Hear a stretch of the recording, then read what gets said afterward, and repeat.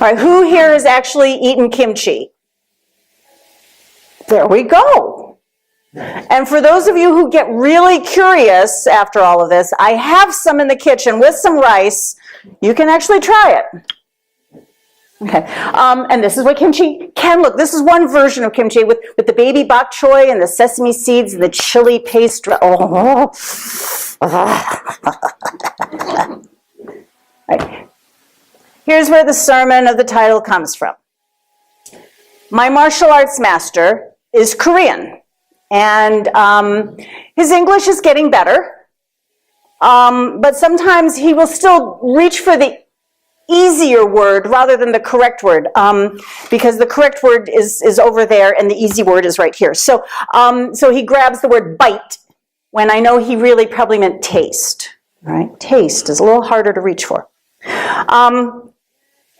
And when we go to our martial arts classes, those of us students, we show up and we're really ready to learn. And we're really excited. Maybe we'll learn some cool joint locks today, or maybe some weapons techniques. Yeah. But sometimes he'll just stop the class in the middle. I don't know why. Maybe he just like, and he just stops whatever we're doing, and he'll just start lecturing on something. And it could be, Korean military history, or acupuncture, or Buddhism. Oh yeah, Buddhism lecture. Or whatever else he's just thinks we need to know about. And we're really dedicated students, and so even though we might be like really ready to do something like that, we know that it's just better to shut up and start listening. Sometimes we cannot really fully understand what he's talking about. Sometimes it's really, really clear. One day, he was in the middle of a lecture, and we'd all been listening to him talking, and we must have all had that kind of blank look of uncomprehension on our faces. You know that dog earnest look of people who are trying to understand, or at least look like they're trying to understand, but we've all clearly missed whatever the point was. This happens a lot.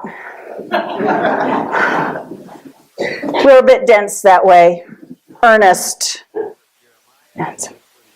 Finally, looking at us, he interrupts his own self. He says, okay, look, it's like kimchi, okay? Yes, sir. We've all learned that anytime he asks, okay, it's just better to say, yes, sir. Just show him we're paying attention. Because our dog earnest selves really want to please him, and actually we all do know kimchi because we've had potlucks, and kimchi it's a fermented Korean cabbage pickle, and it's like sauerkraut, except with chili paste and garlic, and it's a foundational element in Korean cuisine. All right. It's part of every meal, and it's delicious, if you like it. I'll take it for the jam. Okay.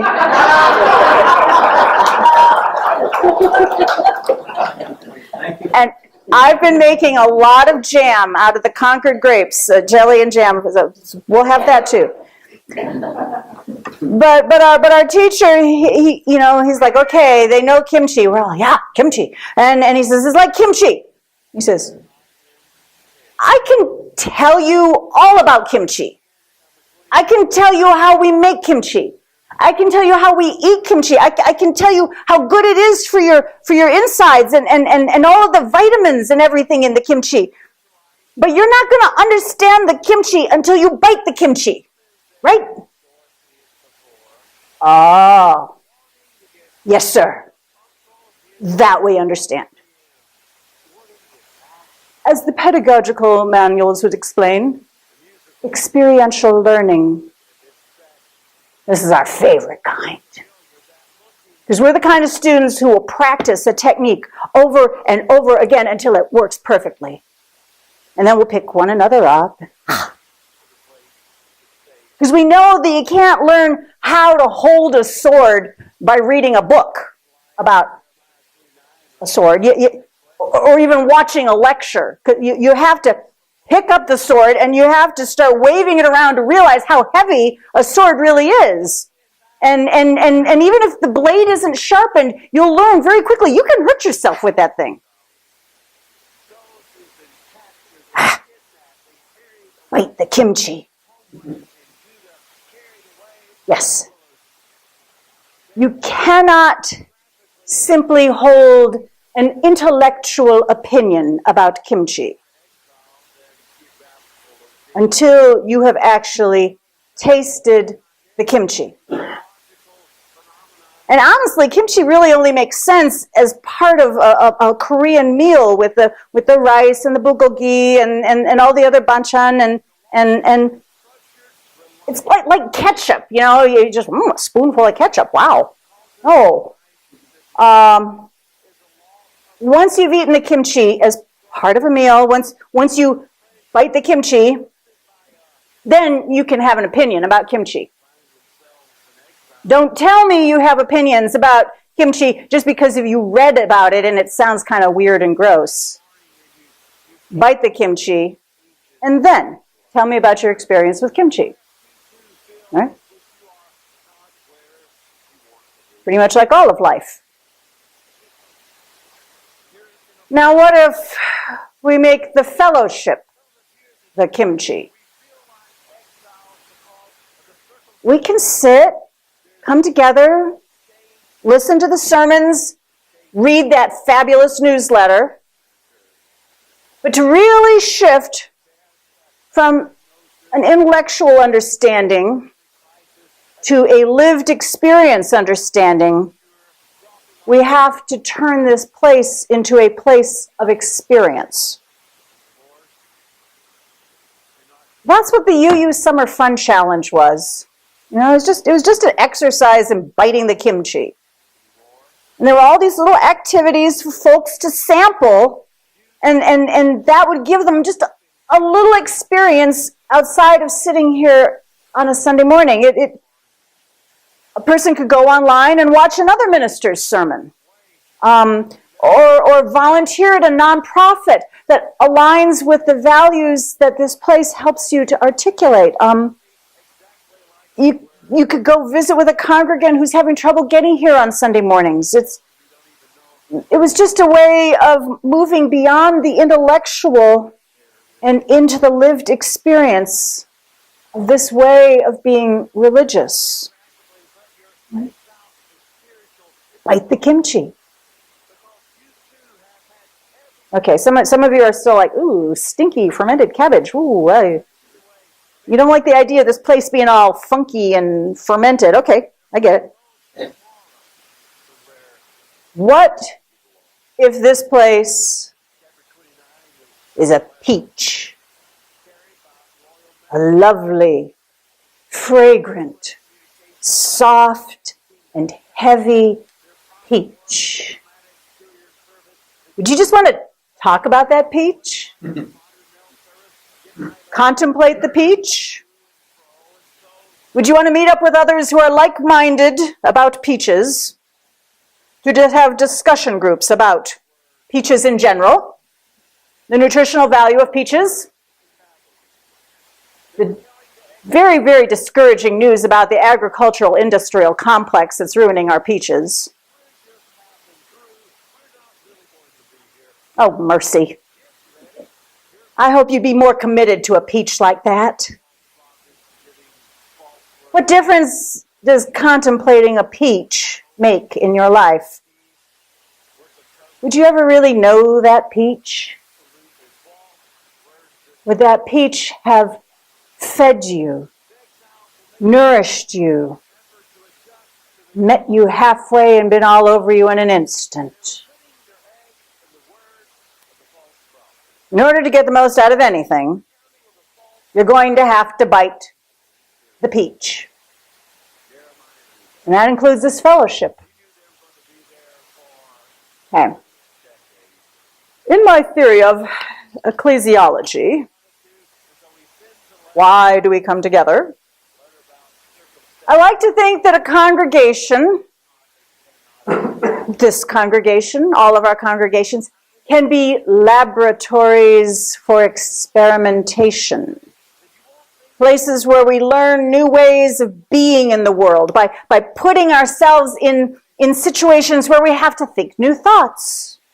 We have to hear new voices. We have to begin the work of changing the world by changing ourselves.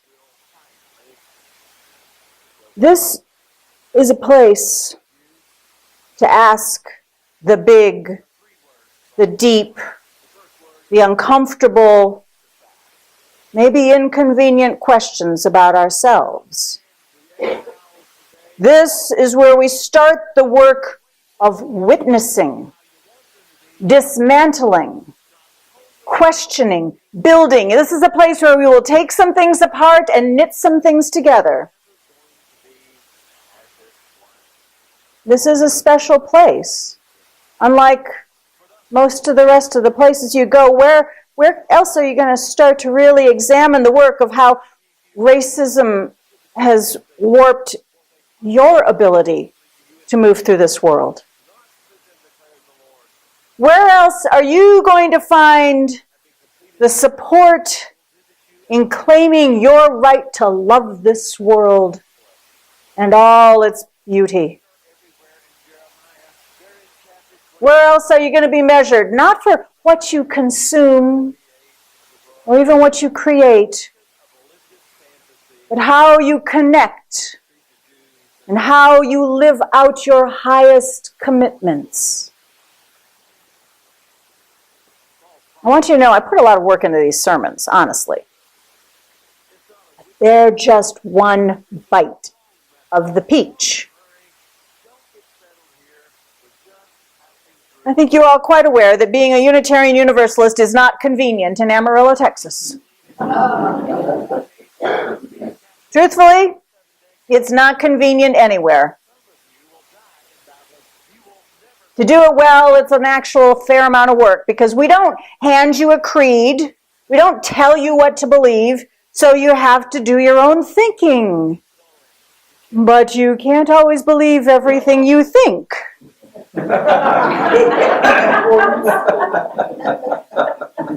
So you have to test it with experience, and then you have to go and see how is that actually going to work out in this world. That world outside of your head. I talked to a friend this week. She observed that when she goes with her in-laws to their Southern Baptist congregation, the communion wine is passed down along the rows, and it's understood that everybody will take in this wine and then they will go out into the world. But what she sees is that everyone is urged to take a very specific perspective.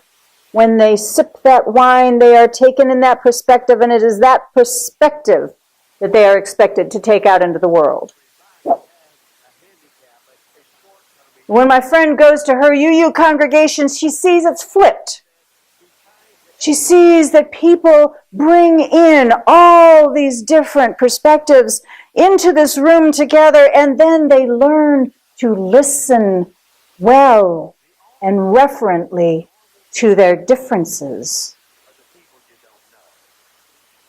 She takes this time of listening and reverence, and then she refines her own perspective. It must remain flexible, and then she takes that out into the wider world. I got distracted this week getting ready. Fell back in love with John Dewey again. Oh, religion versus the religious. What I'm talking about gets us closer to John Dewey's statement that whatever introduces genuine perspective is religious. Okay. So how does this work? How do we do this listening? How do we do this questioning? There are a lot of ways to do it here. Small groups are easier. All right? They're a wonderful place in which to listen and be listened to. And I want you to know, starting in September, we will be encouraging folks to participate, form small groups, and we've got some wonderful materials to make it easier. You can say, I don't know nothing about organizing any small group. Don't worry. We'll make it easy. We'll make it easier to ask questions and listen. There are other ways that you can bite the peach, bite the kimchi around here. Some of them, all different. You can agree to help with worship. As you see, there's a lot of moving parts here. You can sign up to bring the chancel flowers. You can work with our children. You can clean the kitchen. You can review the budget. There's some really, really juicy hands-on. Okay, you don't want to do face-to-face work. You can do side-by-side work. You can set up the tables for potluck. You can mow the grass. You can help plan a party. You can do all kinds of ways. This place was lay-led for 50-some years. The only way things would get done was by people doing them. I'm reminding you all of this because it's just like all of life. You're only going to get out of this fellowship what you put into it. It's not going to be easy sometimes. It's certainly not going to be convenient. But how will this place inconvenience you in wonderful ways? How will you make yourself vulnerable to challenge and change by showing up? How will you let yourself be seen and known and loved? Because like all of life, your participation here has the potential of becoming holy work. Finding the holy in relationship. But first, you're going to have to take a great big bite. May it be so.